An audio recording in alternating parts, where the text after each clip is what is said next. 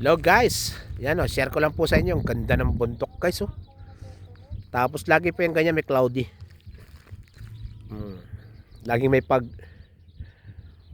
naamon po yan dyan sa ganyan. Akala may dikit na po sa ulap. Yan po ay may susundalaga dyan, dalawa.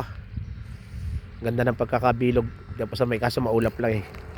Yan guys oh, yan po ang bundok ng San Antonio guys. Bundok ng Zambales.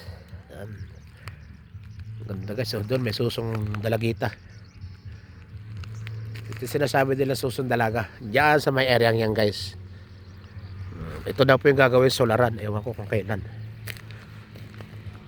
Dito rin dati ginanap yung Chamburi. Dami ko dyan guys. Mga wild na baka dami dyan. Tsaka ranger. Dami dyan. Yung usa, pabida mo, marami po dyan. Kasi dyan guys, sa pinakang merong malaki pang bundok dyan eh. Puro kahoy yan. Ito lang walang kahoy itong nasa bungad. Pero yun dun guys, yung lumot-lumutan na sinasabi nila, talagang lalaki ng kahoy dyan guys. Nakarating na ako dyan one time. Nga lang, 2 araw kami naglakad-lakad, sumama ako sa naghunting. Wala namang nahuli guys. Yan. Yan lang po, para ma-share ko lang po sa inyo. Pakinggan nyo po yung tunog ng mga ibon.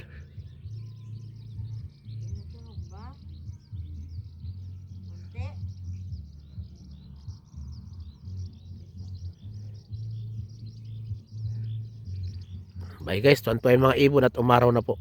2 araw na pong umaaraw. Pero naulan pa rin po, pabugso-bugso. Salamat po.